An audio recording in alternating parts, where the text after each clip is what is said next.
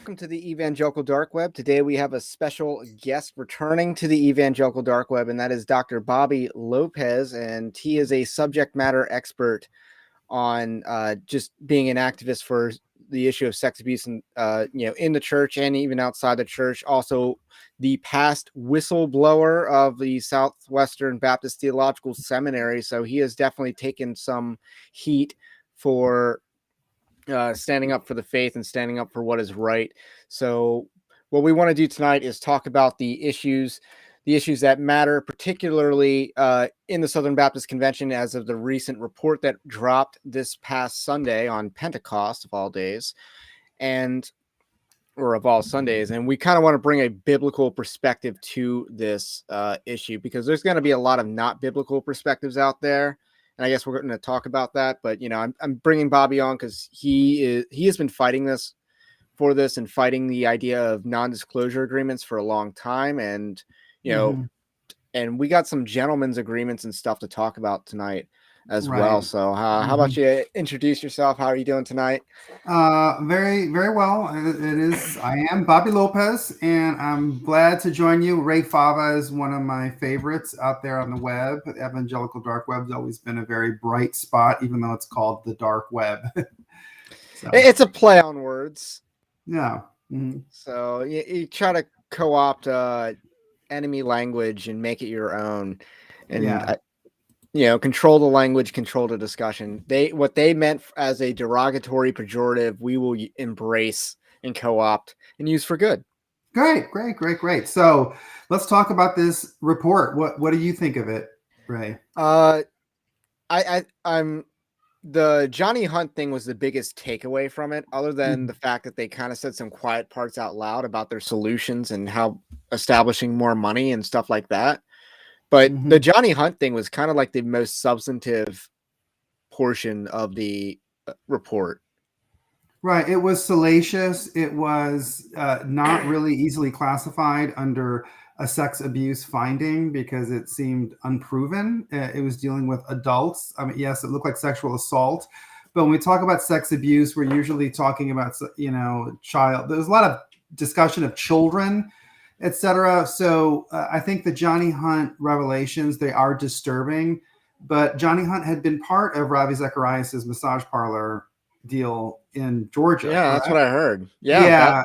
So I think Pulpit & Pen reported that. Yeah. So I think that was the one new thing. Everything else in the report is they're just going over old ground. This is stuff that we've known, we've talked about many times before. I think the report is a disgrace. It hides and protects a lot more of the abusers than it even tries to expose. I don't think it tries to expose all that much. It doesn't. It basically, the pretext of it was false in the first place because they claim that they're responding to the Southern Baptist Convention asking for this report to be made. But the truth is that they forced through a resolution under confusing pretexts upon a group of messengers that really was composed of people who were manipulated by one political camp and then weaponized against another political camp. And so they only were investigating really the executive committees, which is very specific. So the long list of people that I know about. International Mission Board, which, theoretically someone could be doing sex abuse overseas. That would be very easy to cover up. Yeah, and that did not come under very much investigation in this. The North American Mission Board, Kevin Ezell, did not come under very much direct heat in this. And who did Johnny Hunt work for? Right, Kevin Ezell. So the long list of problems with this report is we have to go over. The main takeaway is that this is old news. It is being repackaged. Really to the point of exhaustion. This is why I think that the people who were behind this report are going to feel somewhat frustrated because with the reaction, because we had sex abuse as the centerpiece of the 2018 convention that was in Dallas. It was the centerpiece in 2019. And then it was the centerpiece in 2021. There was no convention in 2020. So we're going on 4 years now of this issue, and it's the same cases, it's the same victims, and the victims are handpicked. So, people like me who survived sex abuse, but our perpetrators are not politically lucrative targets, are completely ignored. There's tons of people that they're not dealing with and not addressing. People like Jennifer Lyle are propped up as victims. And yeah. I have great issue with calling her a victim. Well, let's take at face value what she claims, although I don't really feel comfortable doing that because she is making very specific claims about a specific individual publicly. And I don't think that's gone through a court of law, has it? I mean, there's nothing criminal alleged. Well, she said that it was a non-consensual sexual relationship, which is difficult for a lot of people to understand because it's a relationship. So, I mean, if you're in a relationship, obviously this has happened repeatedly, but there are abusive situations like that where someone fears for their job or they fear for some kind of retaliation, or they're just deluded. So you can. Right. I'm a little skeptical that a master's level seminary professor has the authority to impose that. On a Lifeway executive, right? Yeah. Yes. So it's a little bit, it's stretched thin. But let's just take for a moment. Let's say that we accept her claims that she was sexually assaulted by this person. That one case is dealing with an adult woman who is very successful and very powerful and had a voice, and she takes up so much space in this report, so that all of the people who are powerless, who truly don't have a voice, who have been really brushed aside by the Southern Baptist Convention leadership. And I know that experience very well, when no one will take your calls and you are completely silenced and blacklisted for bringing any of this up. Those people do not get their day in court in this document. It's the same people, because they're only going to look at the people who make for good political targets.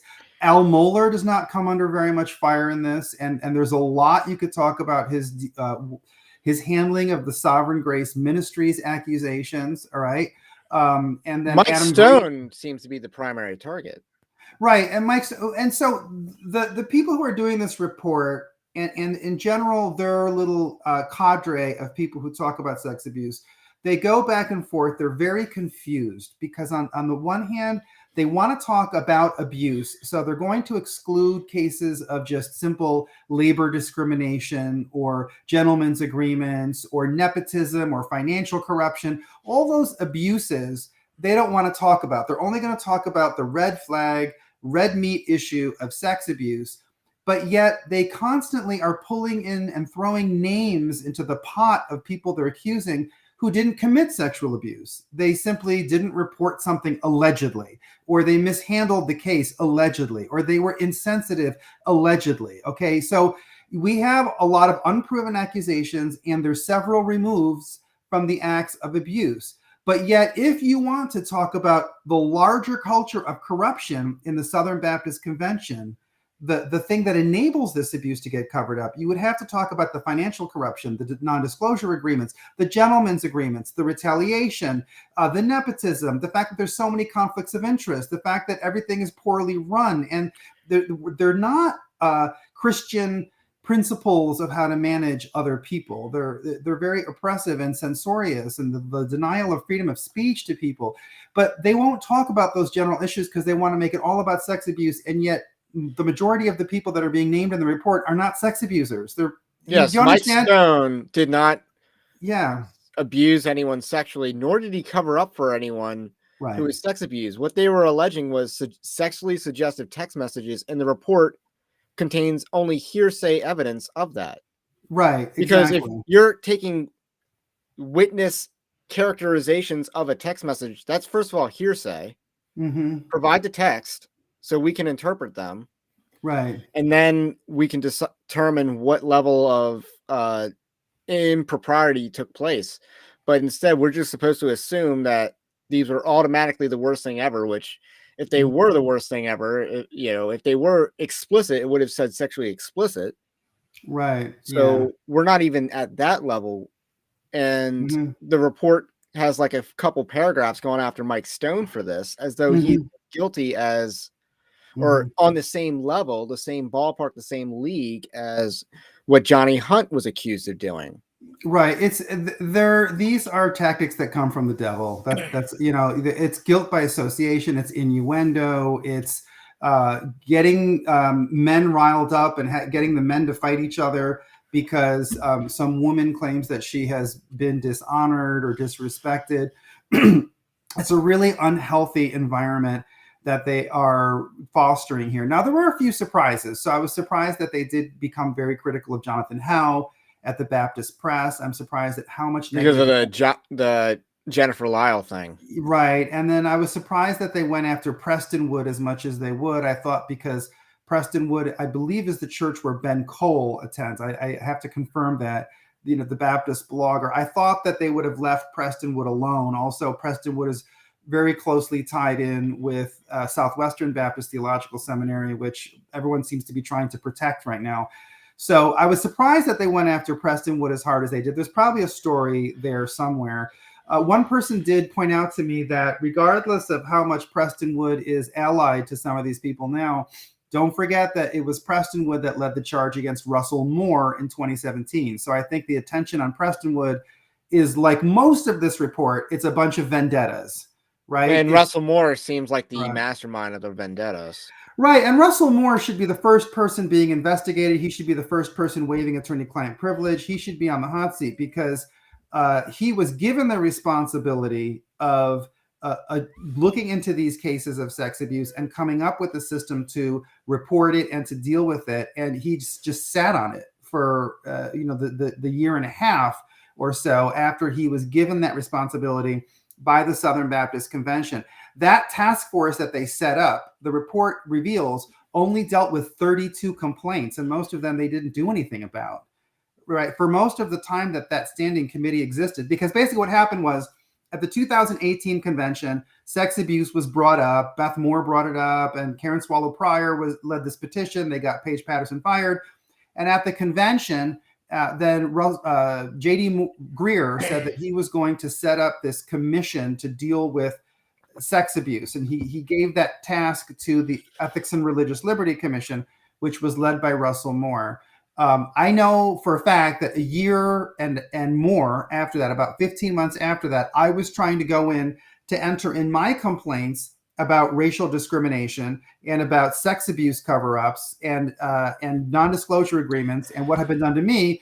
And there was no portal. You couldn't leave a message anywhere. There was no way. So it doesn't surprise me that they only took 32 complaints. Can you believe that? Is this referring to the section on the credentials committee?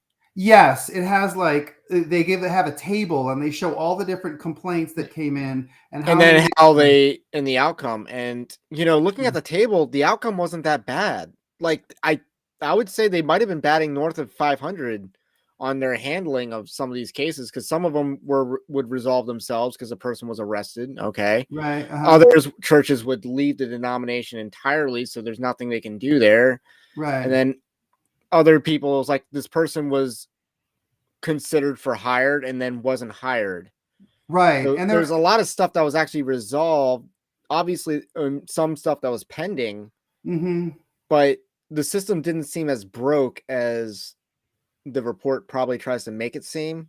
Well, I think that the system was very broke. I think the report actually tried to cover up how broke it was, because that was Russell Moore's responsibility, and the report didn't want to go after Russell Moore because he was the one who made this whole thing possible, and he brought in this $2 million boondoggle, because this report cost how much? $1.7 million, I think it went to Guidepost. Somewhere around $2 million. Right. So basically what happened was he made this big to-do about this in 2018, and by October 2019, when I was going on there trying to put my story in there was nowhere to enter your story.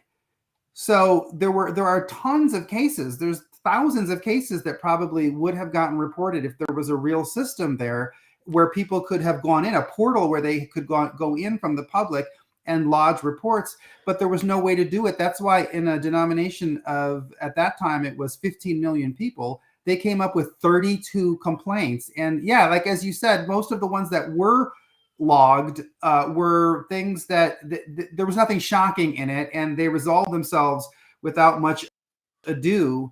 But instead of going and asking the question and investigating who were the irresponsible parties, the incompetent people who allowed 2 years to go by with the existence of a commission that was supposed to deal with sex abuse, and all they could come up with 32 complaints, and everyone else couldn't even log their complaints. Instead of asking who is responsible for this, they don't do that. They avoid looking at Russell Moore's responsibility in that and J.D. Greer's responsibility in that, because those two men should have done that. J.D. Greer also has problems with covering up for sex abuse at his church, because if you look at Brian Loritz in that case, this story rings a bell. Yeah, he also had that. And someone, James Cook, wrote in the comments, I vaguely recall Russell Fuller elaborating on Mueller being involved with covering for a wayward pastor at the expense of a survivor. That is correct. I do also remember Fuller bringing up that case. It had to do with Sovereign Grace Ministries. Here's why Mueller did not come under fire in that report. Rachel Den Hollander was key. She was a big part of the commission. The Caring Well initiative is talked about ad nauseum. Yeah, right. And Rachel Den Hollander's husband is is Al Mueller's protege at Southern. Right now he's getting his pastoral degree at Southern. So the number of conflicts of interest are amazing. Jen Lyle is going out there and she's tagging Bart Barber, and she gives this long list of tweets that basically ends by saying, don't vote for Tom Askell, which is really telling people to vote for Bart Barber, right? For president. Bart Barber was the trustee at Southwestern when all of the cover-ups that they complained about happened. So, I mean, you're a trustee. He was integral in getting me dismissed, and I was dismissed for writing about sex abuse and for putting a resolution in about non-disclosure agreements. And, my case doesn't even make they don't even have an honorable mention list. So this report, I think, was a complete just disaster from beginning to end. It was a disgrace. I think it has to go down in history as one of the worst moments in the Southern Baptist Convention, because there was a lot to talk about with sex abuse and with cover-ups, but they don't want to deal with the larger context that makes. Yeah, they only wanted to deal with the executive committee, and then only certain members of the executive committee. Yeah. It was a hit job. And they don't want to deal with anything that's going to anger the LGBT community. And unfortunately, if you're going to have a frank investigation into sex abuse, you have to deal with grooming, you have to deal with pedophilia, and you have to deal with same-sex sex abuse. And those are all things that they're going to avoid, because they know that those are buzzwords that infuriate the LGBT community. And so, especially grooming at the moment. Yeah, grooming. And you mentioned grooming, and immediately anyone who's pro-gay is going to shut it down, because that's the sex abuse conversation they don't want to have. Yeah, completely agree. Yeah. And just a reminder, this is a live stream, so don't forget, if you have any questions, certainly submit them. I've read much of the report. The only parts I skip are like the methodology and stuff, but the meat and I've touched on that a lot. And then I'm sure Bobby's more well-read on it than even I am. Well, Preston would. I'm because busy. Who these people are. You know who some of these people are better than I do. Well, so. I am busy, so I wasn't able to read it with a fine-tooth comb. I mean, I do know a lot of the players, so I can go through it kind of quickly. Basically, the upshot of this is that the committee was composed of people who are tied to Rachel Den Hollander, and they're a clique. Okay, these are the people who are tied to Karen Swallow Prior and Russell Moore, and they framed this whole thing for a very specific political purpose. This is now the fourth year that the Southern Baptist Convention is being asked to devote all of its attention to sex abuse. And they called for creation of committees and creation of task forces and all these things in 2018 and 2019 and in 2021. And this is the culmination of it. We're really at square one. They're asking for more of the same tactics that they asked for 4 years ago. And the problem is that they don't want to face the fact that the problem here is that sex abuse is one of many manifestations of corruption in the Southern Baptist Convention. It comes from a system that is broken, where the trustees are corrupt. There are many conflicts of interest. There are a lot of people who are not really Christian, who are in positions of leadership, who abuse the trust. of people who pay their tithes. They reward their friends, they punish their enemies, they define their enemies very selfishly and very self-servingly. And that's the larger problem, but the report doesn't want to deal with that. So it's not going to deal with the non-disclosure agreements or the It does conflicts of make a interest. recommendation to end non-disclosure agreements, but Yeah. that is one of the recommendations that they make. However, it's buried under let's create a more bureaucracy, let's create more programs and fund. Yeah, exactly. Use cooperative program dollars to create a payout system for victims, which quite frankly is, churches in the Southern Baptist Convention, they cooperate for missions, not for liability. Right. Yeah. And the problem is that they do not offer any means of ensuring the equity in the intake of cases. They don't recommend anything that instills confidence in me that anyone who's been abused across the Southern Baptist Convention can get a fair hearing for their claims. They talk about the persecution of whistleblowers. You saw that, right? And the persecution of sex abuse survivor advocates. And then they talk about the persecution of mandatory reporters. They talk about the persecution of the victims themselves. But there's no system that they suggest that leads me to believe that anyone who falls into those categories can file a complaint, have it investigated, and have people respond to it. Because if that system existed, I would have already had my job back at Southwestern Baptist Theological Seminary. My case was an open and shut case. I was called in. It was caught on audio tape. The provost at Southwestern Baptist Theological Seminary said that if I continued to write about sex abuse, even under a false name, that I would lose my job. Yeah, and he cited a policy that probably didn't exist. Yes. Well, what they did was they had the dean say, we don't want you writing about sex abuse. And then the provost claims that I had to get everything pre-approved, and that if I wrote anything that they wouldn't approve, that I would lose my job. And I said, well, I followed that policy. All of the things that you don't approve deal with sex abuse. So basically, and I was fired for that. And then they published a press release lying and saying that they had never said that. Then I released the audio. Then they never responded to that. So my case was an open and shut case. I was a whistleblower on non-disclosure agreements. I was a sex abuse survivor writing about same-sex abuse, and I was silenced. I was threatened, and you don't hear about my case anywhere. Why? Because I am friends with the wrong people. If I were friends with these more liberal parts of the Southern Baptist Convention, then they probably would have dealt with my case. I don't see any signs that that's going to change. I think that it's still going to be a system of political revenge and political favoritism. Yeah, I mean, even, when I read the part about Johnny Hunt, and it's like Johnny Hunt and this pastor, as the report calls him, basically made a gentleman's agreement to let bygones be bygones. After this dude assaulted your wife, you're going to shake his hand and give him a get out of jail free card. As a husband, that notion disgusts me. Right, but Ray, I mean, this is the thing. I having worked in this seminary and having been dealing with the people at those levels in the Southern Baptist Convention, I hate to say this, but that's a lot of the people who are leading the SBC. It's a lot of people from the old guard that has now been displaced. It's a lot of people from the new guard.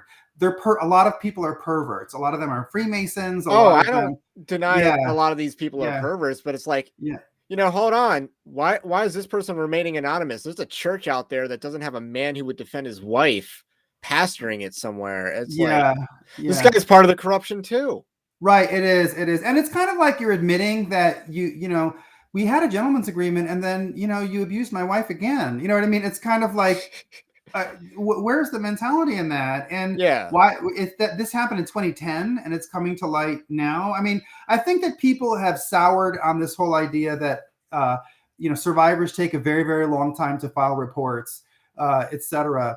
And so I think that this report is not going to be as effective as the political camp thought it was going to be when they put it out there. I don't know. I think it's actually been pretty effective because first, it's a club against the church. You can beat the church with it. even though it's a lot of repackaged material, like, the Houston Chronicle article or whatever, a lot of that stuff's just repackaged, but you repackaged it with a $2 million give or take check and, money attached to it, production value, and the anticipation that was built up. Yes, it kind of underwhelms, but the normies are going to read the headline of the report's findings, even though the findings aren't new. And then normie is going to read that and say, wow, look how bad things are, but for wrong reasons. Yeah. Well, I don't think it's a bad thing if the Southern Baptist Convention crashes and I don't burns. either. Yeah. Yeah. So I think the main thing But is it should crash and burn, and the history reflects the correct reason why it crashes and burns. Yeah. So just from a historian perspective, I'd like it to go down. I would like the record to reflect why it's it's mission drift and just rampant corruption, not a couple of the theological conservatives and theological conservative points in complementarianism.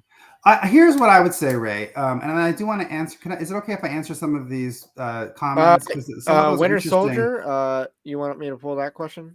Yeah, and then this is a question, so I'm going to tell you my thoughts on what the reason why I say I don't think it's going to go the way that the report composers thought it was going to.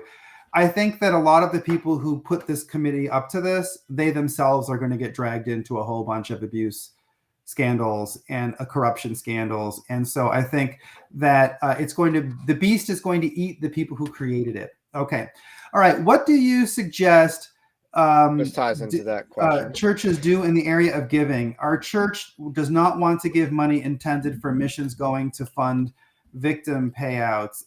Winter Soldier, that is a great question. I think a lot of people are wondering that. My advice would be to not give any money that is touched by the Southern Baptist Convention. Everything we're talking about the corruption, it is so widespread. The people who wanted to install their friends and cronies all over the convention, they have done so in every nook and cranny. All the church planning programs, all of the seminaries, the mission boards, Lifeway, all of that is already affected. So all of your money is eventually, if it's not victim payouts, it's going to be other forms of corruption that sponsor all kinds of abuse, and then they also spawn sex abuse. So that would be my answer to that. What do you think, Ray? I mean, I would again divest from the cooperative program. Yeah. This would be what they said was it would be specifically come from either the cooperative program or funding or selling assets, which is not a great sign for growth if you're selling assets. Right. But that's what they said it would come from. So I do want to touch up on Berean Babes. I think this will be the basis. They will use this as the basis for resolutions at the convention. And this is what I forgot to say because I kind of forgot, was the point that I wanted to make about the effectiveness of this report is because someone could make a motion on the floor to adopt the policy recommendations of the report. And I'm not particularly sure what the bylaws are when you have 20,000 people voting on something, but someone's going to second that. And does it go up for a vote to adopt that in the resolution, or does it go to a committee to execute the wishes of the messengers? Well, probably it's all going to depend on how they can rig the election so that Bart Barber becomes the next president. If Bart Barber becomes the next president, which he probably will, then he'll appoint another committee to now enact the recommendations of the last committee, and it'll be the same round of nonsense we just saw. They're going to appoint their friends, and their friends are going to make sure that none of the criticism hurts their other friends. And that's the way it will go. Now, resolutions are non-binding. Which is why I use the motion on the floor. Yeah, but the resolutions of the convention, the good thing about it, from my perspective, I'm glad that I submitted so many resolutions that all failed, because I have written records of the fact that I did put these resolutions in. So now at some point, I'm going to be able to, I think, in a public forum, ask the people who issued this report, if in fact you're so interested in non-disclosure agreements, why did you not comment on the fact that in a very public way in 2019, I submitted a resolution about sex abuse that said we should eliminate non-disclosure agreements, and I was fired for doing that. Why did that not get into your report? So the resolutions. It's interesting because aren't the resolutions that don't make it out of committee, aren't they still in the pamphlet that you get at the Yes. convention? So they are Yeah. on a record that people can see. They And are all on a the record. signatories of that. Like the Yes, exactly. 1,300 that signed the one resolution that they rejected. I don't know whether it was the Yeah. critical race theory resolution, like had 1,300 signatures. All of them were listed there. Yeah, they're there. So the resolutions can go either way, but I think a lot of this is going to flow downstream again, or flow upstream for them. I think that they're going to be, I think that one of the things that they are going to find is that a lot of the people that they wanted to protect with this abuse are going to get pulled into it. I think Russell Moore, sooner or later, is going to be severely scrutinized for his role in the cover-up of sex abuse, because he was in charge of that process of looking into sex abuse. He was there for 2 years, and he did not. I mean, at the most 32 complaints that went into a portal that wasn't even functioning for most of the time. He was covering up for sex abuse. He was not investigating it. He was just weaponizing it against Paige Patterson and his friends. Now, Berean Babe has a comment. Professor, Yeah, this report has opened up the SBC. All you need to do is use the word abuse. Are you going to take advantage by suing them? All you need to do is just claim they abused you by firing you. I'm not going to do that, or I don't feel inclined to do that right now, because I don't want to get pulled into the lawsuit world. I mean, those things get very, very eaten up. But I'm working on some articles. I've been doing a lot of research on the Southern Baptist Convention. I read through about 60 different texts that I found in doing research, because the Southern Baptist Convention has been written about a lot by people in they the field. provide a lot of good data too. Yeah, they do. They provide a lot of good data. In the 90s, it was the subject of many books. I'm reading this one book called Exiled, about the liberals who were kicked out of the Southern Baptist Convention in the conservative resurgence. And it's interesting because when you read the books that are written from the perspective of the moderates or liberals who were crushed during the last round, you get an interesting perspective. I don't agree with a lot of their theology or their beliefs, but it's interesting to see how many of the people who were part of what we call now the conservative resurgence, they were part of this group of allies, not because they were conservative, but because they had dirty tactics that were useful for the conservatives. And you see that when you look into the research, that someone like L. Mohler, I don't think he was ever conservative, but he was a very nasty man. And he would fire people in brutal, humiliating ways. He was a tyrant, and that served the purposes of the conservative movement at the time. And then now see how it has backfired. So I think the history of the SBC gives you a cautionary tale about what happens when you use dirty tactics and you think that that's going to work out because you have good means. Okay, let's see what is James Cook. James Cook is asking a lot of questions. Yeah, he makes a comment on the state conventions. Now, the report, as far as I could tell, doesn't touch much on the state conventions, except probably towards again the convention portal thing, where I think some things were deferred to state level conventions in Right. that portal.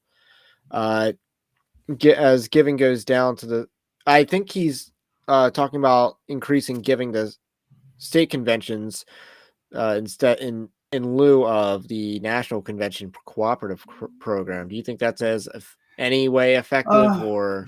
Yeah, I think James should definitely get advice from multiple people. I'll give you my advice, but just take it with a grain of salt, because I'm just one person with one opinion on it. I think that was not what he was trying to say, but according to Okay. the comment. But Because the state conventions are very much they are going to be subordinate to the Southern Baptist Convention. They're not going to be able to stray very far from the flock. They never have the kind of money and access and institutional power to make it on their own. You might have the Baptist General Convention of Texas, and then there's like a General Baptist of Virginia, which I want to say, like, I those kind are of have a different. hunch.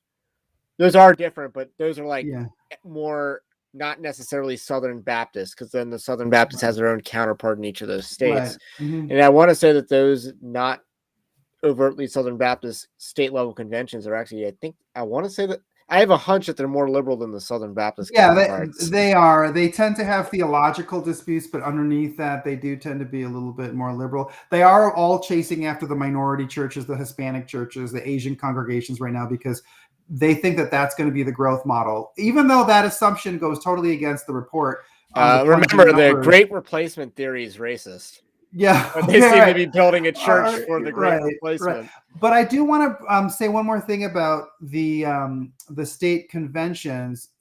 In that the state conventions have lost a lot of their power because Kevin Ezell was very deliberate about taking away their power over church planning and giving it to the National Mission Board.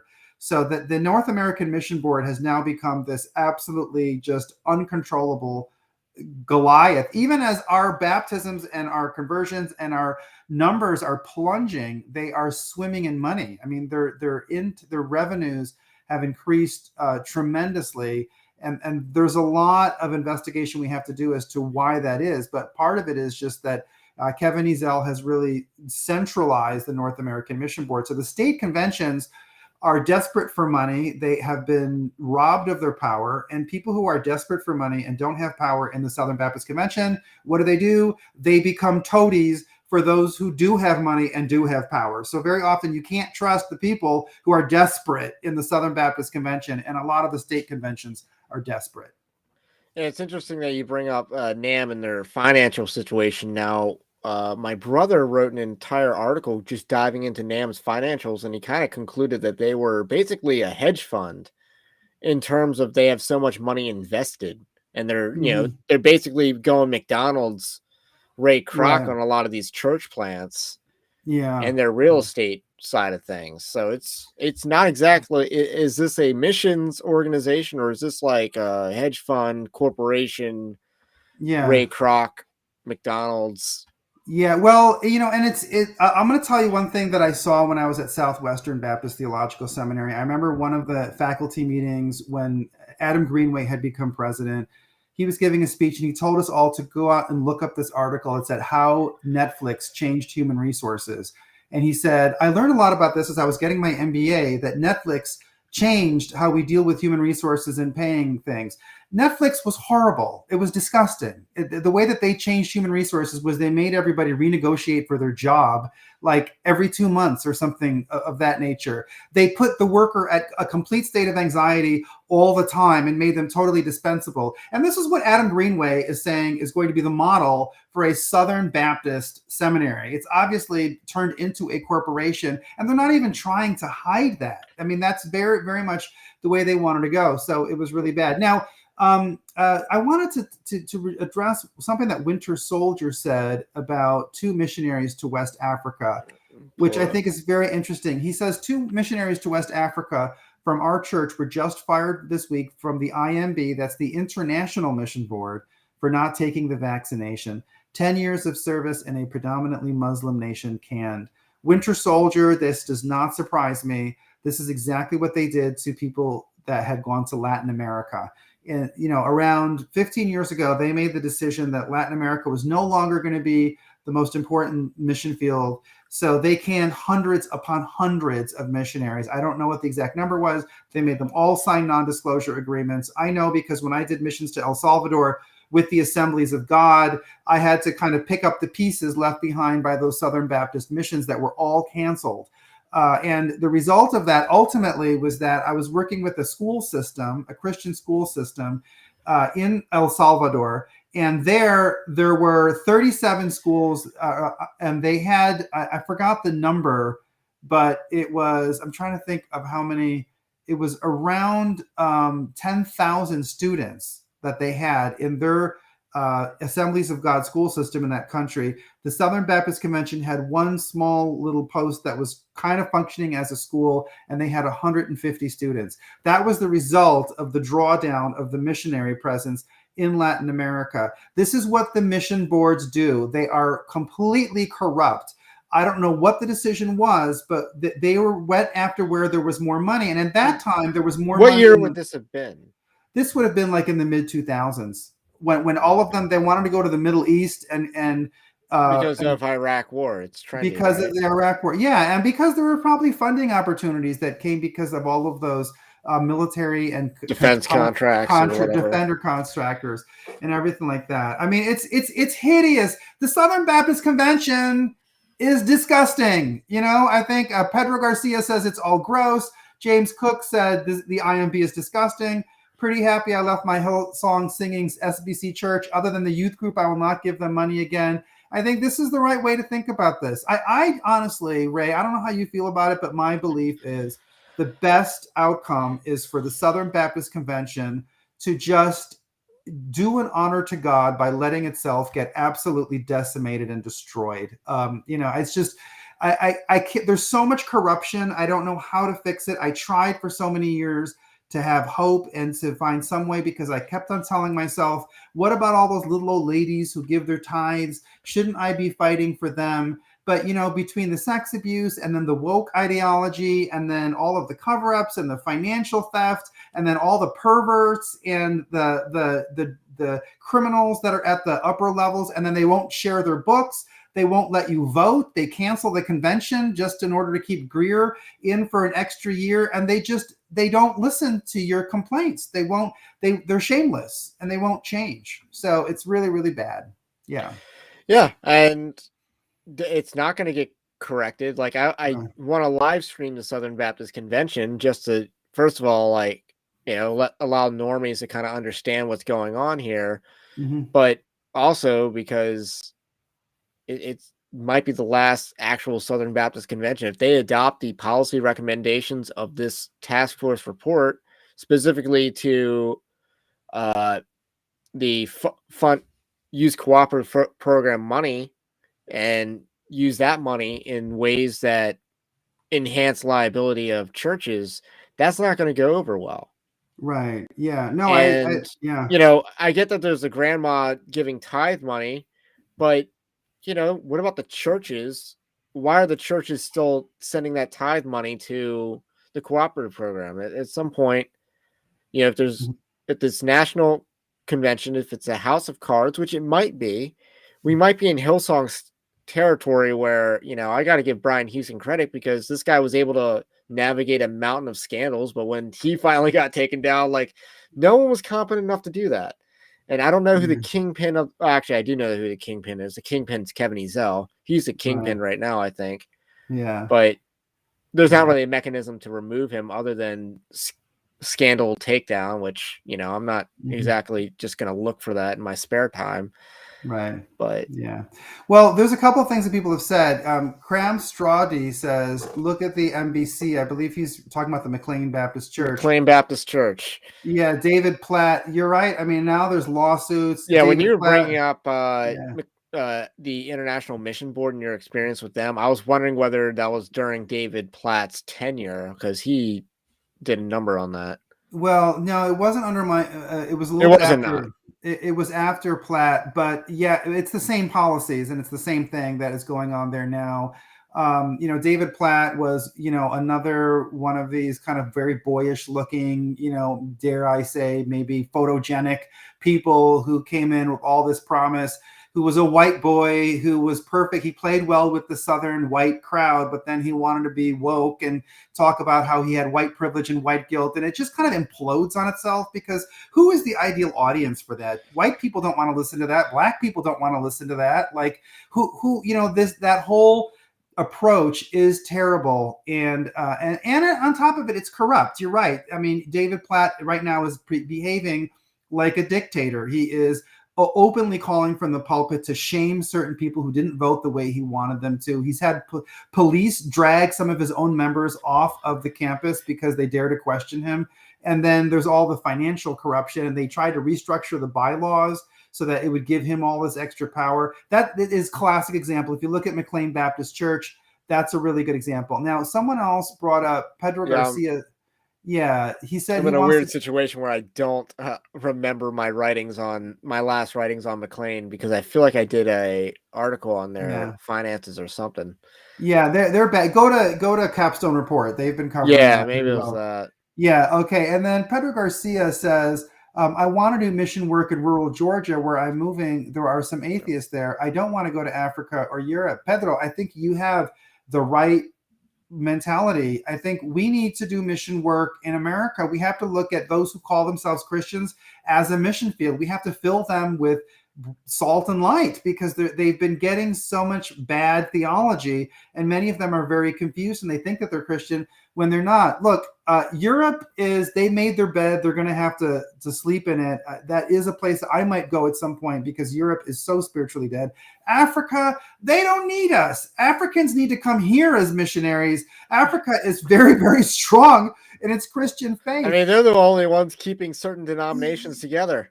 Yeah, I mean the Methodists and the Anglicans. I mean that their whole, And we didn't get a black pope for a reason. yeah, yeah, and the Catholic Church. I mean, all the Africa is where those churches have a future, and they have a Christian future. The Southern Baptist Convention. Look at all of the money we have spent sending people on missions around the world, and we have come up really empty-handed. And part of that is that the International Mission Board has created a system of missions that really is, it's a tourist program to reward their friends. Do you know what I'm saying, Ray? They, someone goes and they say they're going to plant a church in France or in Italy or in some African country or somewhere in the Middle East. And they go, there's really no church there. There's maybe 5 people who attend. 3 of them are the pastor's kids. And they get a certain amount of money for it, and then they come back and they put it on their resume. It was a great experience. They got to meet a lot of people and learn a new language, but nobody was saved, nothing was built, etc. So I think that we do need to spend some time doing what Pedro's talking about and looking at the mission field here at home. How much of that situation that you just described with, the France missionary, like how much of that have you seen? Oh, I've seen, yeah, I don't want to name names or You don't have to specific name names because I locations. won't know who these people are. Oh, But yeah. I've gone to visit Southern Baptist church plants, or partners that we've worked with, and you get there and there's a church and there's 17 people. I was asked to preach at one of them in one such country, and there were 17 people there, and basically 4 of them were the pastor's family, and then there was 17 is not bad, but and yeah. then 4 of them, I thought you would have made it higher than 4, but Yeah. No, 4 of them were the pastor's family. And then, there were some other people who were also church planners were part of the rest of the 13. okay, wow. So there were maybe 10 people from that area, and they were all people who weren't really, I mean, they when we had services on Sunday, it was more of a discussion club. So that they had been talking about these ideas for a long time. They had been trying to build relationships, but they weren't really Baptists. I mean, they weren't believers at that point. So, and then for all of the money that goes into a church plant of that size, you have to figure that it's a waste of money. There's a lot of money that's being hoarded, and then there's very little results that we can see from it. So just to put a more positive spin on missions, because I've had my own ideas that missions should be more local, but obviously there is a need for international missions. I do feel like people are called to go to the 4 corners of the earth.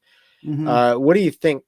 What can you speak on your experience and your recommendations for how to look at or what's effective in international missions? Well, I think that if you're going to go on international missions, number one, remember that depending on the country you're going to, there's usually a group of Christians that are there who are from that country who are doing a lot of work. So you want to go and build relationships with the Christians who are there, and you want to make sure that they have control over what's going on. Like, you're not coming in and planting a church and you're going to be the one in charge and you're going to pick who from that country gets in which position, because that model really has never worked. I think that there are denominations that have funding for missions that I would say were worthwhile. I liked working with the Assemblies of God missions. I did. I thought that they were doing a good job. I would never recommend anyone to go with Southern Baptist missions, but the Methodists, the Anglicans, a lot of those denominations, for all of their problems, they do have a lot of good relationships in other parts of the world. The Southern Baptist Convention just has never really built that up because all of their missions have always been under the tight control of people in the United States. So. Yeah, and even the Canadian, they get their own denomination, I guess, but that might be the only exception. Yeah. There's Pedro has a lot to say about in Georgia. He says that in Hogansville, Georgia, where I'm moving, most of the churches are UCC, that's United Church of Christ, United Methodist Church, the ELCA, the Evangelical Lutheran Church of America. That is just basically crazy, that denomination. And PCUSA, the Presbyterian Church of USA, which is also another kind of crazy denomination. It's super rural Georgia, and I had to church up because they are mostly liberal churches. Pedro, this is exactly what Enemies Within the Church talks about. You should go watch Enemies Within the Church. It goes over how the seminaries were taken over, and it was through the takeover of the seminaries that they pumped out tens of thousands of these brainwashed pastors, and that's who's populating all of these local churches, because they churned out all of these people with divinity degrees and ministry degrees and what is it called, the master, the MDivs, THMs. All of those, and they were all desperate for jobs, so they would disguise themselves however they needed to get the job. So if they had to move, they often had a family to support, so they would move to some small town in Nebraska, and if it was some old guy who was deciding who was going to be the next pastor, they would say, yes, I am complementarian, yes, I am traditionalist, I am all of these things. And then as soon as they get into power, then the mask falls and then the church goes woke. And usually what happens is it shrinks in size dramatically. And then that's what usually happens. So on a positive note, we personally know the people who lead Allow the Children. This charity is gospel focused and reaches poor children who need help with 100% of the money donated. And then Judd Saw also does Equipping the Persecuted. Yeah, in Nigeria. Yeah, he does that in Nigeria. I do a lot of work in El Salvador still. So I think that people are doing good work in missions. I'm just, for the purpose of this interview, I'm just going to say the Southern Baptist Convention is just avoid all of it. Don't give them any more money. Do not feed the beast. If all of us don't give tithes, they will still continue to get funding from the Kern Family Foundation and from all of these other little sources that come in, but eventually they will lose their attractiveness as a place to receive donations, because they're just going to have such a small denomination, and they're going to lose their clout eventually. Or they're just going to mismanage so much money that it collapses because of their own corruption or incompetence. Yeah. So it could fall that way as well. Yeah. But that's where we're at with this, with the current state. I think we're at the point where it's about to collapse. If they go along with continuing to waive attorney-client privilege for certain people, eventually the other people that have been protected up until now are also going to have to waive attorney-client privilege. Eventually, these non-disclosure agreements are going to be at some point invalidated or overridden. And then you're going to have just such a bonanza of lawsuits. And I think people really are going to leave. I think at this point, it's going to flow downhill. And, even the Baptist church in some small town or somewhere, they're going to feel it as Lifeway crashes and as the state convention crashes, because this is going to drag down the whole machine. But I think that that's good. Yeah, I don't see it as a bad thing. I see the church as battered and scattered. Yeah. And all these large organizations are failed, and our list of allies in the large sphere grow thin. Like, Tom Askell is, I definitely believe he's a believer and all. I have no reason not to, but he's not going to save the SBC. I think that's giving him way too much credit. Right. He's way too political. He's shrewd enough to get elected, perhaps. and I'm just speaking generally, not necessarily in this environment, but he's definitely not like, I think he's too political to be effective in doing that. And to be honest, the task is too tall. Well, I think that all of the people who have their roots in the conservative resurgence, they're old now. I mean, the conservative resurgence started in 1979. Really, it started in 1969. It only started becoming successful in 1979. So it's turning 41 years old. So the people who were 30 when that started, they're in their 70s. The people who are older, and I think they did a lot. This is what my research has forced me to realize. They did a lot of things that were very cruel. They were not kind to people. When they tried to drive out those that they deemed too moderate, they may have been working for a good cause, but they had to push them out in ways that were ruthless. And in order to do that, they called in all of these allies like Al Mohler, who just were brutal that way. And then what ended up happening was, as time went on, the only thing that really remained was the brutality, not the conservatism. So you just have an old boys network functioning like that. And then Tom Askell is part of it. I mean, even if he could get rid of all the wokeness, what are we going to do? Go back to that old boys system? Because right now, it is what's left of it is very corrupt. It is very mean. It is heartless. It's not necessarily going to be the fruit of the Holy Spirit. So I think that's one thing to keep in mind as you're trying to think of who to vote for. If I were going to go, I'm not going to go, but if I were at the Southern Baptist Convention, I definitely would not vote for Bart Barber. I think that is basically a disaster. I can go over all the reasons why he's responsible. You might vote for him if you want him to fail, or if you want to see it crash. I couldn't get myself. I would probably vote for Tom Askell. I'm just saying that, you shouldn't do evil so that good would abound. Yeah. Well, and also Tom Askell also, if you like Tom Askell, you might not want to get him as president, because whoever becomes the president, especially someone like Tom Askell, they're going to have to deal with the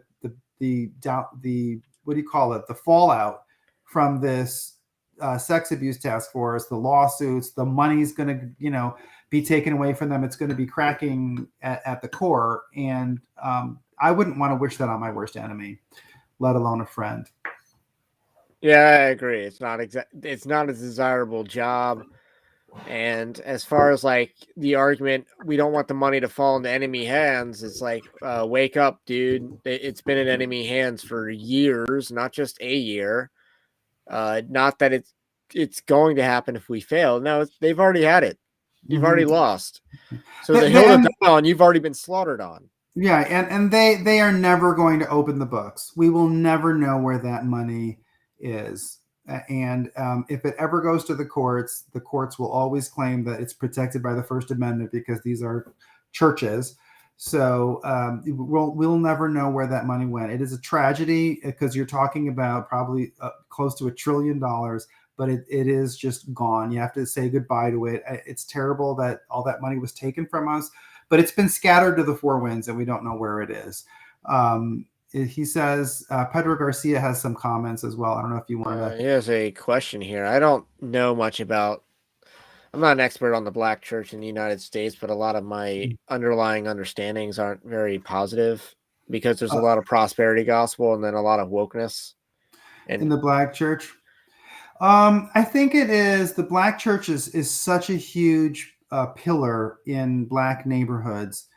Right. That it is something you have to be on the ground and part of that neighborhood to understand how it fits in. I've had great experiences working with Black churches who would host us when no other church would, so I have to say that I think that they are an integral part. I think when you're saying, is there a way to fix the Black church in the U.S., I think ultimately the Black community has a huge stake in that. As a white guy, I can't really help fix a Black church. It's just not realistic for me to ask. It's not realistic to ask. Yeah. Well, if you're called to it, maybe you need to. If I am. Yeah, if you need to go to it. I do think that it's important for us when there are Black Christians who are trying to keep the churches strong in Black communities, we should support them in any way we can. I don't think we need to go on a search and destroy mission and find bad Black pastors and then attack them. just focus on supporting those strong Black pastors and Black Christian voices that are in those churches and that want to keep them strong, because they are out there and they are very passionate. That is one thing I can say. I have dealt with a lot of the most just bedrock Christian Black evangelicals who they are with us on all of the issues that count. And they need their support, because very often within their own communities, they're marginalized and they're dealing with politics as well. Yeah. I mean, it's tough. It's not going to be easy because Right. there's such an expectation on what it means to be Black in the United States. Mm-hmm. And, there's no, you're not looked at as less white if you believe certain things, Mm-hmm. but if you're Black, you have that intra cultural dynamic of if you are, say, a Republican, you're less Black, or you're doing something that's not Black, or you're doing something white. Like that doesn't exist in white people. That doesn't exist. Yeah. Well, also, I mean, Black churches and Hispanic churches, this goes, as well, that a lot of times they don't have as much money. And when they don't have as much money, they become vulnerable to these foundations that come in. They give you money to try to set up a soup kitchen or a scholarship program or an after-school program. And then you're on the hook for all that government ideology or the private foundation ideology, where it's an expectation that if you take that money, you're going to start preaching certain things and staying away from other things, protecting certain people, attacking others. That's how it goes.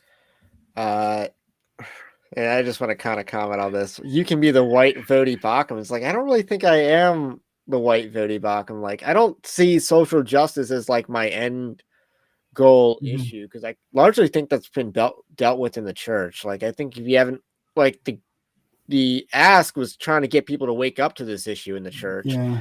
And then we find, Tom Askell woke up, and then he got Trump to wake up somehow because Trump retweeted him. Mm-hmm. Yeah. So, getting it to being a polarizing issue in our society, I think, is the win.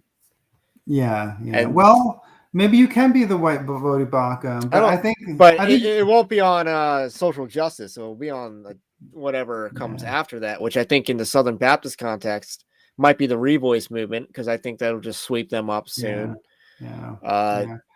Well, I mean, Vody Bakum was very much focused on critical race theory, but I do think that what we're seeing is that the LGBT stuff is eclipsing critical race theory now. It just the LGBT stuff is so big. It involves, because it also brings in the sex abuse issue as well as, and it's just so much more directly opposed to the Bible. It's so familiar to people who have studied the ancient world, these sexual practices and how they come into the church and change everything. I mean, what I deal with in my own community is that we have very activist groomers in our community. They want this. I live in Maryland, deep blue state, right? And we're in a red county that's kind of like a pillar of, it resembles resistance. So they want to come hard at this county.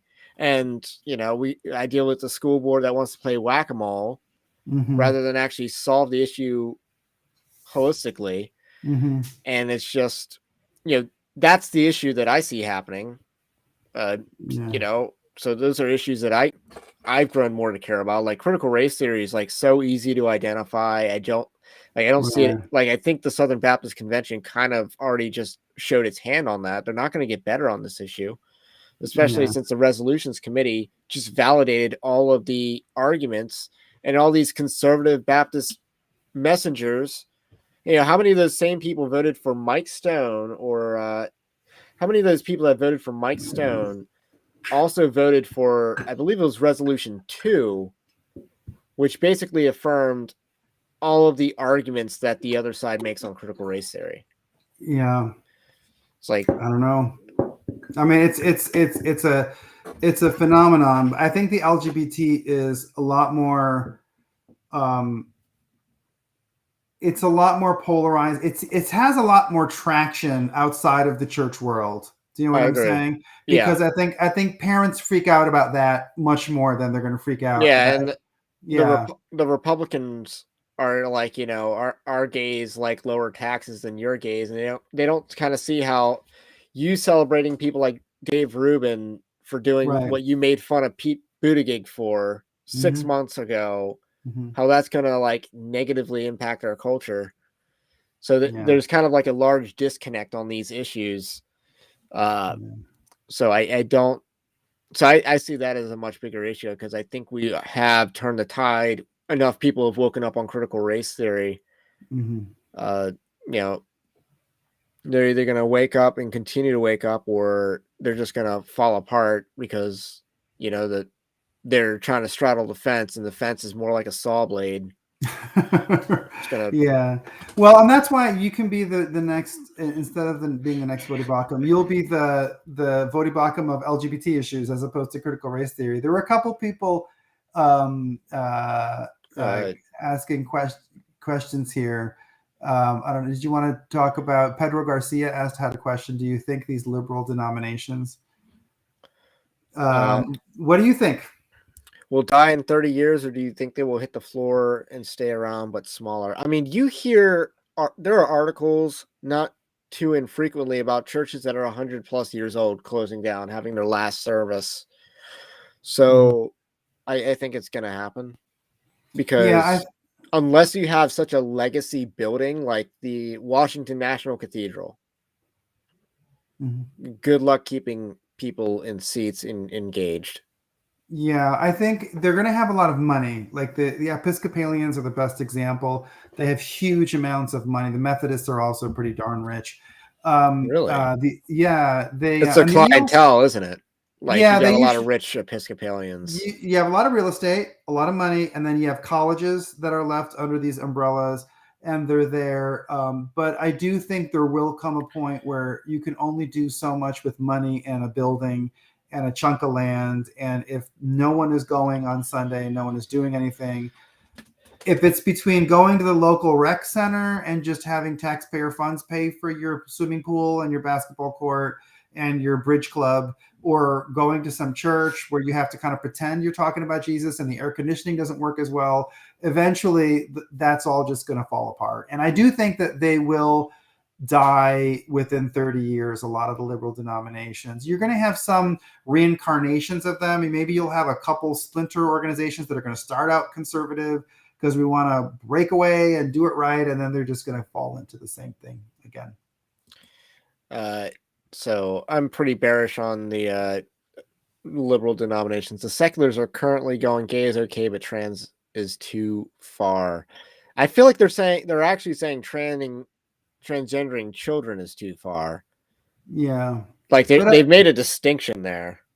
Yeah, I do think it's going to roll downhill, though. I do believe that. I think because the grooming discussion in Florida, some of it was about trans, but actually I was happy that all of it was put on the table. People were also talking about, why is the fact that you're talking about homosexuality and gay parenting to kindergartners, and the liberal side really exposed themselves in the arguments that they offered to counter that, because the liberals were bringing up arguments that imploded. Like, first they would say no one's teaching this, and then the next week they would say we're teaching it because we have to, because it's the same thing as critical race theory. It's not in the schools, but it needs to be in the schools. Oh, it is in the schools. Well, it is criticizing white people. Well, you deserve it, so it kind of goes back and forth.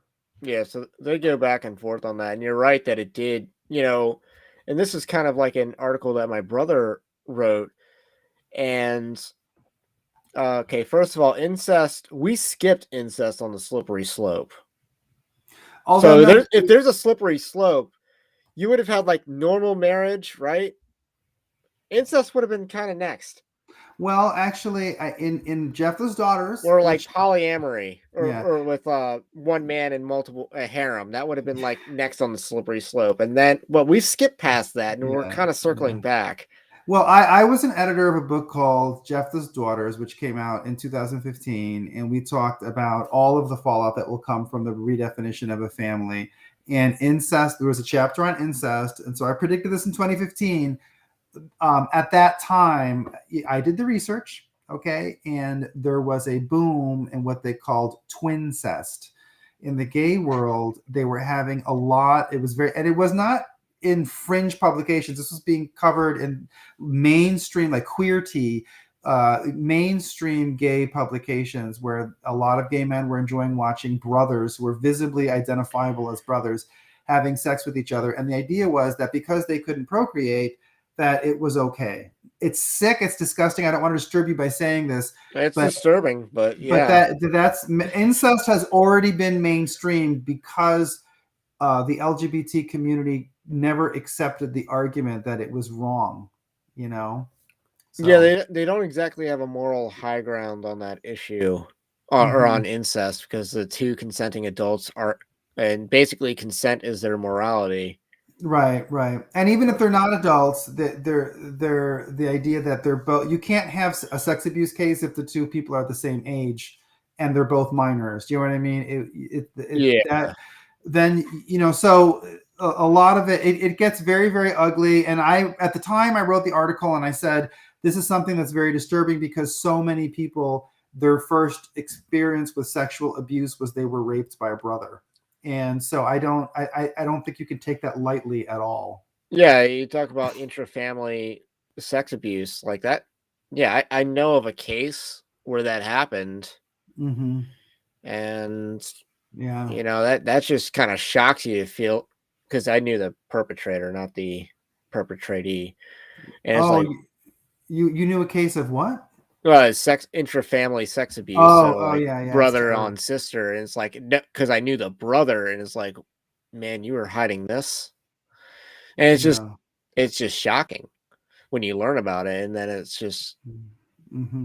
I don't know I don't know what's going on with the culture these days, but Mm-hmm.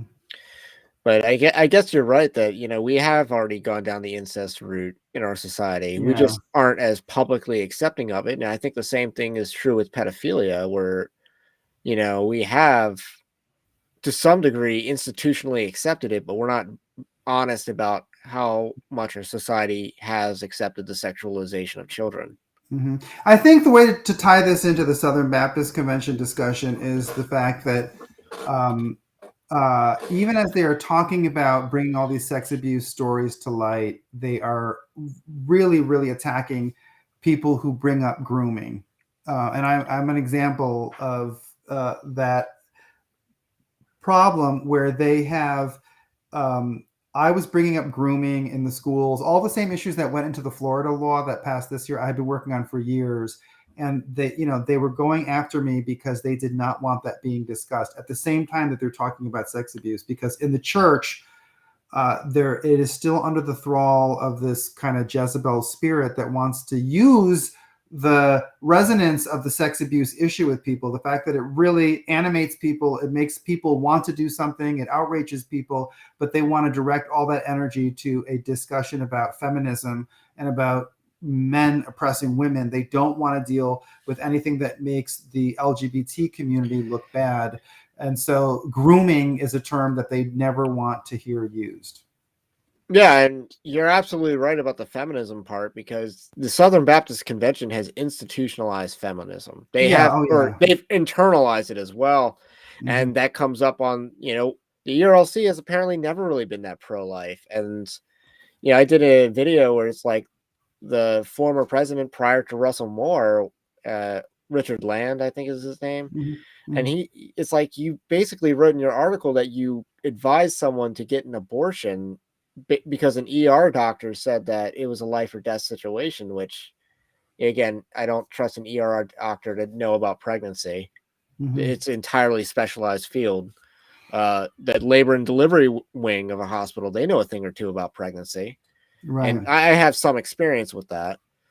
Mm-hmm. So it's like, Mm-hmm. wow, so you counseled that, and you're using that story, you're using that anecdote affirmatively to argue against abolition and stuff like that. So, and it's because they've internalized feminism. People like Denny Burke don't believe that women have full agency, and Mm-hmm. they don't believe that things like abortion are truly murder. Yeah, they don't. Well, they don't. It's. I just don't think it's a full understanding of the gospel, because if you are saying that women can't be the perpetrators of crimes, you're saying that women aren't capable of committing sin. And if that's true, then women don't get to experience redemption, in which case they're not part of the promise of Jesus Christ. And so I think it's a terrible way to look at it. I mean, you have to look at men and women as both are capable of committing heinous sins and of seeking the redemption in the blood of our Lord and Savior Jesus Christ. And if you always make women victims, you deny them the power of redemption and the power of forgiveness. You deny them the power to be able to forgive people. And it's just interesting. We're seeing real time, the trial of Johnny Depp and Amber Heard, that, men can be victims. Yes. Men can be victims. I mean, this has been going on this entire month, and yet we're just seeing so much internalized feminism and all these premises that are adopted. It's like men can still be victims. Yeah. So, what do you see taking up the place? Like, the Southern Baptist Convention is going to have a void, but I think there is a vacuum there if it goes away to some extent. What do you think fills? Because I think they're going to collapse. I just think the collapse is nigh. But what takes its place? I think we're going to go to small New Testament churches and people meeting in homes and pastors being, a head of a household, and then there's a circle of households. I think we're going to go back to the New Testament church. It's going to take a while to get there. And I think that will be a good thing. I don't think that large organized Christian organizations, I hate to use the word organized twice, but I don't think large Christian organizations were ever a good idea, given what's written in the Bible about how we are supposed to gather to worship and praise God. I mean, there are some instances in Scripture where there are large gatherings of people. You think about the first church in Pentecost, and I assume the Church of Jerusalem was quite large after that. Yeah. But nowadays, we don't have Pentecost-like crowds of believers in communities. We don't have that type of crowd size. In Maryland, it's a far more apathetic culture. Yeah. Well, and I think that we have to go to, when you read Paul's letters and he's writing to people, and, it's small enough so that everyone knows each other. So when he refers to one person by name, it's understood to everyone in the congregation who he's talking about. You know what I mean? Yes. So you need that kind of intimacy and accountability. When you're talking about disfellowshipping someone, which I know is necessary, and we have to have church discipline, I think that is something that is going to be a lot more Christian and a lot more humane if you have small New Testament churches. Because if someone is thrown out of a small Testament church of 42 people, right, they can spend some time in the wilderness, restore themselves, find redemption, and then join another small, gathering of people in a neighborhood not that far away. When you're talking about mega churches and you've been disfellowshipped from Naples Baptist Church or First Baptist Church in Naples, then that is something where church discipline means you're shaming someone and shutting them out of their career. And it takes on a whole new level. So I think that there are reasons why it is good to have just the scale matching what I would call a New Testament family-led church. And just to go along your talking your solution, you're actually saying that house churches are the future.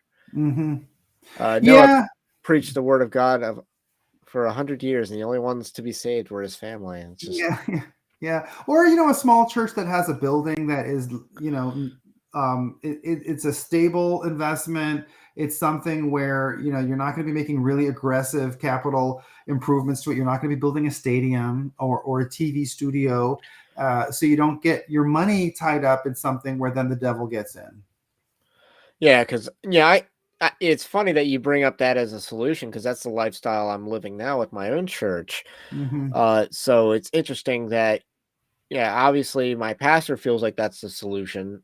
I have like a Vulcan curiosity about this idea as a solution to combating things I anticipate in the future. So I have a Vulcan curiosity about this movement. And then, you bring it up as the future of the church, and it's just interesting to hear that how things are pointed in that direction, because I don't, the mega church cannot function as a church. And even when someone like, John MacArthur attempts to practice church discipline, didn't do it correctly, and then he gets hit pieces written on him like decades later. Yeah, and you can't, and the devil's going to get in those big churches. Right. It's not surprising that they get accused of a million, because if you have I think First Baptist Church of Dallas is what, 20,000 people, or I forgot the last time I looked at the figure, but with 20,000 people, I mean, that's a lot of liability. It's a lot of weak links in the chain that are going to get in there. The program's going to become very dehumanized at a certain point. I mean, you went from linking a chain to like a net, and you just have weak links in a net, and there's going to be holes all over the place. So. Yeah. It's like, that's how many links there are. Yeah, it's true. Yeah. Well, do you have any other questions you wanted to look at? And then submit it in the chat if you got any, because I think we covered a lot. Like, because again, this is the big news in the Southern Baptist Convention, but it's but it's not big because of reasons that are explicit, like in the report, other than the Johnny Hunt thing, like him allegedly assaulting another pastor's wife, who then would make a gentleman's agreement not to talk about it again. Yeah. There's a lot going on there, but other than that, they just repackaged something from old to club the church with it, and maybe make a power move at the upcoming convention to solidify the. Yeah, I don't know. Part of me thinks that what's going to happen is they're going to get the headlines for about a week and a half, and then people are going to move on. I think people are tired of Me Too in general. In the 2020 presidential election, the accusations against Biden didn't go anywhere, and I think the accusations against Biden, like, other than the inappropriate touching, you had the one lady that was just being touted by conservative media, but she had ShamWowed her story. But wait, there's more. It's like, no, if that happened, you would have led with it. Like, why do you like? I didn't believe her at all. Yeah, what a lot of conservative media did, because it was politically convenient. Yeah, well, I think that the general idea, though, I think holds, that people are tired of this issue, and the Southern Baptist Convention has definitely been bludgeoned with this issue, and so I think that the report. I don't think they're tired about it. I think they have like a sadomasochistic. You think so? I think they're a little sadomasochistic about this. They want to keep beating themselves up about this issue because it makes them feel like they're better people. Yeah, I guess they beat themselves up about racism for so long. Maybe this is the new thing. They're going to beat themselves up about sex abuse. I can say that some of these high-profile people have just. I think that they're wearing on people's patience. I think people are really tired of hearing about Hannah Williams and Rachel Den Hollander and some of these people, because it's just, they've been talking about their story for and Jennifer Lyle, I don't think she's going to have a long, time of I mean, she's about to get, I think she's getting paid by the SBC. So she's getting some settlement money. So, she's got, I don't know how many millions of reasons to keep talking. To keep on going. Well, yeah, you bring up a good point. So, yeah. So anyway, I think we've concluded a nice chat. This stream doesn't need to go on as long as the previous one. Yeah. Which is like an hour and 46 minutes, I think, was yesterday's. But I think we covered the topic of, the task force report and then the SBC entirely. I didn't talk as much about Johnny Hunt, but, there's not, at the end of the day, we don't know. We know something bad happened. But we don't know whether it was assault or not. I think that's. I don't think that they needed to go into all of that detail. I feel like there was somebody who was getting horny while they were drawing up the report. I mean, that's what Newt Gingrich said about Ken Starr. He just focused way too much on the sex aspect of the Bill Clinton investigation. Yeah, I mean, it's like, as someone who has written about sex abuse, and I've realized that you have to police yourself with that. Don't get so deep into the details that people are going to think this guy is like he must be taking breaks during writing it and to, I don't know, relieve himself or something.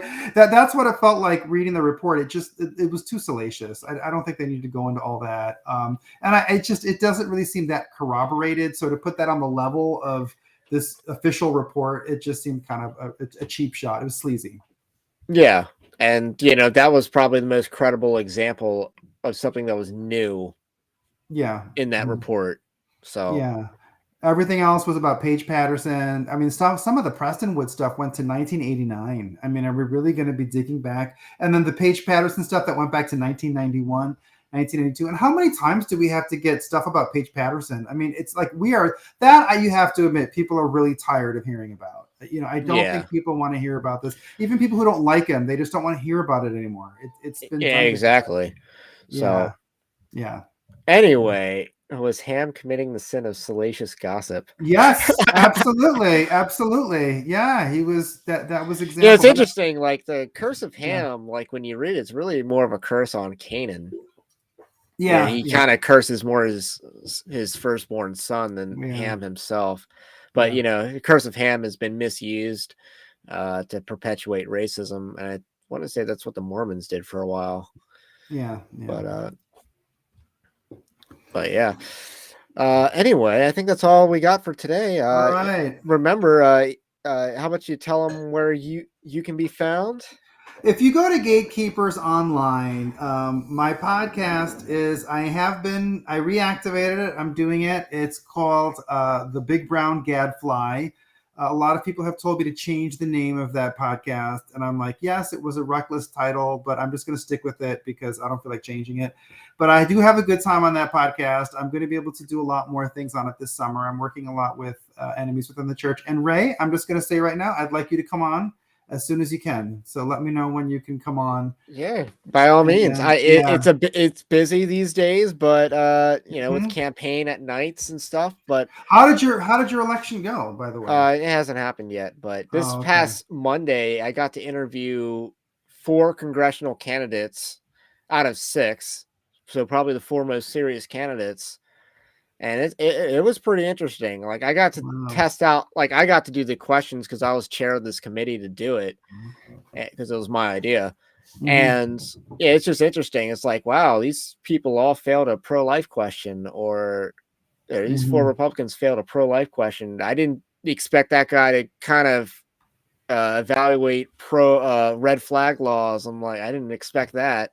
And then other than that, and then all 4 candidates did relatively well when I just asked an open-ended question. What's your view on the Federal Reserve? 2 minutes.